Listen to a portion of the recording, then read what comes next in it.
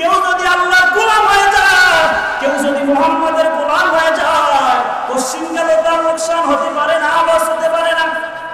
আল্লাহ পাক রব্বুল আলামিন হযরত আবু বকর রাদিয়াল্লাহু তাআলা আনহু এই কোরআন সাথে মতের সাথে মত পোষণ করে আল্লাহ পাক রব্বুল আলামিন সূরাতুল আসরটাকে আল্লাহ অবতীর্ণ করলেন। আর নবীকে বলে, নবী গো জানায়া দেন এই সূরার মধ্যে আমার আল্লাহ তাআলা অনেক সুন্দর বয়ান করেছেন। আল্লাহ নবীর মাধ্যমে জানাচ্ছেন, ওয়াল আসরি ইন্নাল ইনসানা লাফি খুসর। আলহামদুলিল্লাহি ওয়া কাফা ওয়া সালামুন আলা ইবাদিহি আল্লাযীনা ইসতাফা। أما بعد فأعوذ بالله من الشيطان الرجيم. بسم الله الرحمن الرحيم. والعصر إن الإنسان لفي خسر إلا الذين آمنوا وعملوا الصالحات وتواصوا بالحق وتواصوا بالصبر. وقال النبي صلى الله عليه وآله وسلم ألا كلكم راع وكلكم مسؤول عن رعيته. وقال تعالى في شان حبيبه ومحبوبه ومعشوقه ومقصوده مخبرا وآمرا إن الله وملائكته يصلون على النبي يا أيها الذين آمنوا صلوا عليه وسلموا تسليما. اللهم صل على روح محمد في الأرواح وعلى جسد محمد في الأجساد وعلى قلب محمد في القلوب وعلى قبر محمد في القبور. الحمد لله. মহান আল্লাহ রব্বুল আলামিনের দরবারে অগণিত শুকর যে মহান আল্লাহ রব্বুল আলামিন আমাদেরকে আজকের এই মাহফিলে বিভিন্ন ঝামেলা থেকে ফারেক করে দ্বীনি মজলিসে আসার, বসার, কিছু কথা বলার এবং শুনবার মতো তৌফিক দান করেছেন। এজন্য সকলে একটা জবানকে বন্ধ না রেখে সকলে এক আওয়াজে কালিমাতুশ শুকর আদায় করে সকলে বলি আলহামদুলিল্লাহ। আলহামদুলিল্লাহ। হযরত মাওলানা হাফিজুর রহমান সিদ্দিক সাহেব খুব কাছাকাছি চলে আসছেন। হয়তো 10 থেকে 15 মিনিট হয়তো লাগতেও পারে, আরো কমও লাগতে পারে। অতএব ধৈর্য সহকারে আমি কিছু কথা এমনি আপনাদের সামনে পেশ করছি। মুযাকারা শুরু। আমি আপনাদের সামনে যে আয়াতে কারিমা পড়েছি, যে সূরা পড়েছি, আমি যেই সূরাটা পড়েছি অন্ততপক্ষে কেউ যদি জীবনে কোরআনুল কারীম থেকে তেলাওয়াত নাও পড়ে, অন্ততপক্ষে সে শুনতে শুনতে হলো তার এই সূরাটা মুখস্থ হয়ে যায়। এমন একটা সূরা আপনাদের সামনে আমি পড়েছি। কিন্তু যেই সূরাটা পড়েছি এই সূরাটার অনেক দাম। কেমন দাম? 4 মাযহাবের ইমাম আছে, 4 জন। একজন হলো ইমাম শাফি রাহমাতুল্লাহি আলাইহি। ইমাম শাফি রাহমাতুল্লাহি আলাইহি বলেন, আল্লাহ পাক রব্বুল আলামিন আম্মাজান আয়েশা রাদিয়াল্লাহু তাআলা আনহা প্রসিদ্ধ মত অনুযায়ী 6666 আয়াত কোরআনে আল্লাহ পাক দিয়েছেন। এই 6666 আয়াত না দিয়া ইমাম শাফি রাহমাতুল্লাহি আলাইহি বলেন, শুধুমাত্র সূরা আসর যদি অবতীর্ণ হতো, গোটা পৃথিবীর মানুষ যদি সূরা আসর উপর আমল করত, তাহলে এটাই জান্নাতে যাওয়ার জন্য যথেষ্ট হয়ে যেত।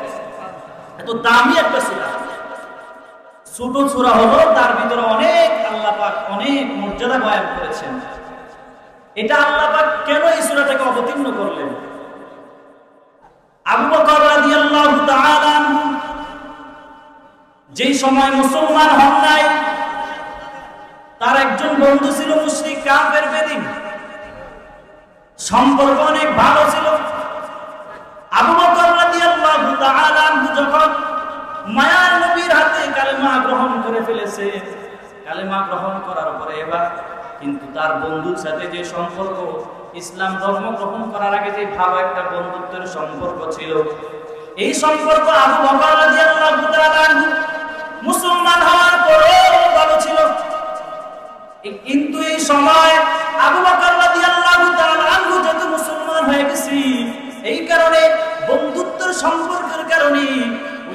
নেককার কাজী প্রতিদিন আবু বকর রাদিয়াল্লাহু তাআলার কাছে আসা যাওয়া করত। একদিন হঠাৎ করে বলে ফেলল, আবু বকর তুমি যে মুহাম্মাদের কালেমা পড়েছো, এই কালেমা পড়ার কারণে তুমি তোমার বাবার ওয়ারিস সম্পদ থেকে বাদ পড়ে গেছো। এরপরে আরো বলছি, আবু বকর রাদিয়াল্লাহু তাআলা আনহু ব্যবসা বাণিজ্য করতেন। আবু বকর রাদিয়াল্লাহু তাআলা আনহুকে বলতেছে, আপনার ব্যবসা অনেক লোকসান হয়ে যাবে, অনেক লস হয়ে যাবে। এই কথা বলার পরে বলতেছে, রে খোকা ভালো করে আসুন, কেউ যদি আল্লাহর গোলাম হয়ে যায়, কেউ যদি মুহাম্মাদের গোলাম হয়ে যায়, কোশ্চিনকালে তার লোকসান হতে পারে না, লস হতে পারে না। আল্লাহ পাক রব্বুল আলামিন হযরত আবু বকর রাদিয়াল্লাহু তাআলা আনহুর এই কথার সাথে মত পোষণ করে আল্লাহ পাক রব্বুল আলামিন সূরাতুল আসরটাকে আল্লাহ অবতীর্ণ করলেন। আর নবীকে বলে, নবী গো জানা দেন, এই সূরার মধ্যে আমার আল্লাহ তাআলা অনেক সুন্দর বয়ান করেছেন। আল্লাহ নবীর মাধ্যমে জানাচ্ছেন, ওয়াল আসরি ইন্নাল ইনসানা লাফি খুসর। আল্লাহ পাক রব্বুল আলামিন ওয়ালাস বলেছেন, আল্লাহ পাক এখানে সময়ের কসম করেছেন। আল্লাহ পাক কসম খাওয়ার কি দরকার ছিল? আল্লাহ পাক কোরআনের বিভিন্ন জায়গায় আল্লাহ কসম করেছেন। কোথায় আল্লাহ পাক রব্বুল আলামিন বলেছেন, ওয়াশ-শামসি ওয়া দুহাহা ওয়াল কমারি ইযা তালাহা। আল্লাহ কোথায় বলেছে ওয়াদ-দুহা ওয়াল লাইলি ইযা সাজা। আল্লাহ পাক কোথায় বলেছে লা উকসিমু বিয়াউমিল কিয়ামাহ। আল্লাহর কথা কি?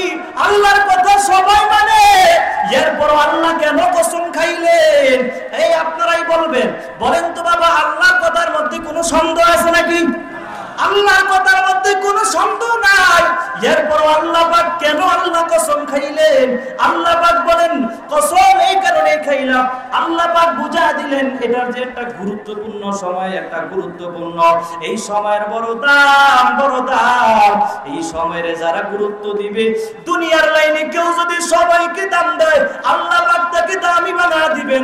দুনিয়ার লাইনে যদি কেউ সবাইকে দাম দেয়, আজকে সে দুনিয়ার লাইনে অনেক বড় হয়ে যাবে। কেউ যদি আখিরাতের লাইনে সময়টাকে মূল্যায়ন করে, আখিরাতের লাইনে বড় দামি হয়ে যাবে। আল্লাহ পাক শুরুতে কসম খাইলেন সময় মূল্যবান একটা সম্পদ। আসমানের কসম খাইলেন, আসমান বড় দামি একটা সম্পদ। সূর্যের কসম খাইলেন, সূর্য বড় দামি একটা সম্পদ। আল্লাহ পাক যেহেতু কসম খাইলেন, কসম খাওয়ার পরে আল্লাহ পাক বলেন, দ্বিতীয় আয়াতে আল্লাহ বলেন, ইন্নাল ইনসানা লাফি খুসর। আল্লাহ পাক বলেছেন এখানে নিশ্চয়, ইন্না একটা তাকিদ, নিশ্চয়। এর আগে আল্লাহ পাক কসম করেছেন, দ্বিতীয় আয়াতের শুরুতে আবার আল্লাহ পাক ইন্না বলে তাকিদ বুঝাইছেন। এরপরে আবার লামে ইস্তিগরাকি, ইন্নাল ইনসান আলিফ লাম ইস্তিগরাকি দ্বারা বুঝায়। আল্লাহ পাক বলে গোটা পৃথিবীর মধ্যে যত মানুষ আছে, সবগুলো মানুষ হলো ক্ষতিগ্রস্ত, জাহান্নামী, জাহান্নামী। আল্লাহর আয়াত দ্বারা বোঝা যায় এই পৃথিবীর মধ্যে যত মানুষ আছে, সবগুলো মানুষ হলো জাহান্নামী। আল্লাহর আয়াতে দেখেন বাবা, শুরুতে আল্লাহ কসম করেছেন, এরপরে আবার তাকিদ দিয়েছেন, এরপরে আবার লামে তাকিদ দিয়েছেন, এরপরে বলে নিশ্চয় গোটা পৃথিবীর মধ্যে যত মানুষ আছে, সব মানুষ হলো ক্ষতিগ্রস্ত, জাহান্নামী।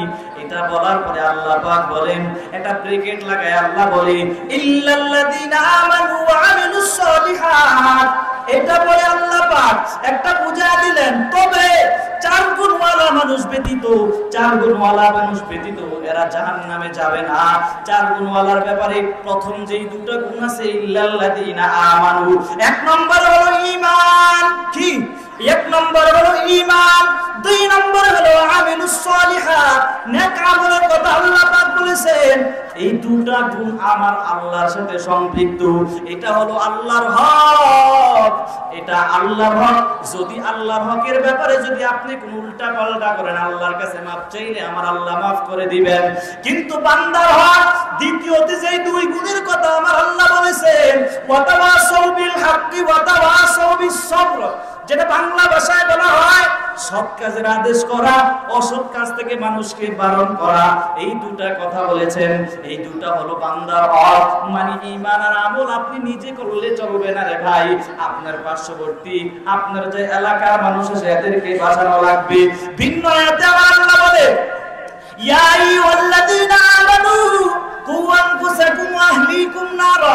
আল্লাহ পাক বলে মুমিন নিজে বাঁচো এবং নিজের পরিবারকে বাঁচাও। নিজের পরিবার বলতে বুঝাচ্ছেন স্বামী তার স্ত্রীর আহাল, এবং করে বাবা তার সন্তানের জন্য আহাল, মেম্বার সাহেব এলাকার জন্য আহাল, চেয়ারম্যান সাহেব পুরা ইউনিয়নের জন্য একটা আহাল, থানার এমপি সাহেব পুরা থানার মানুষের জন্য একটা আহাল। আল্লাহ পাক বলেছে আগে নিজের জাহান্নামের আগুন থেকে বাঁচো, এরপরে নিজের আহালকে বাঁচাও। শুধুমাত্র আপনি যদি আল্লাহ পাক এখানে সূরা আসরের মধ্যে যে 4টা গুণ আমার আল্লাহ বলেছেন, শুধু যদি আপনি নেক আমল আর ঈমান নিয়ে যদি আপনি বসে থাকেন তাহলে হবে না রে ভাই। আপনি যদি জান্নাত পেতে চান, আল্লাহ পাক এই 4 গুণওয়ালা মানুষের কথা আমার আল্লাহ বলেছে যে গোটা পৃথিবীর সমস্ত মানুষগুলো ক্ষতিগ্রস্ত জাহান্নামী, তবে 4 গুণওয়ালা মানুষ ব্যতীত। এর মধ্যে 1 নম্বর হলো ঈমান, 2 নম্বর হলো আমলে সালেহ, 3 নম্বর হলো ভালো কাজের আদেশ করা এবং অসৎ কাজ থেকে মানুষকে বারণ করা। এগুলা করতে গিয়ে মানুষ বিভিন্ন সময় বিভিন্ন কথা বলবে, বিভিন্ন সময় মানুষ বিভিন্ন কথা বলে আপনাকে গালি দিবে। কেউ বলবে কাকুল্লাহ বলে গালি দিবে, কেউ আবার হুজুর কত ধরনের কথা বলে গালি দেয়। এর ব্যাপারে যখন বিপদ আসবে ধৈর্য ধারণ করতে পারলে আল্লাহ পাক বলে এই 4 গুণওয়ালা মানুষকে আমার আল্লাহ তাআলা জান্নাত দিয়ে দিবে। এরা কোশ্চিন কালো জাহান্নামের আগুনে জ্বলতে পারে না। চিল্লায়া বলেন না সুবহানাল্লাহ।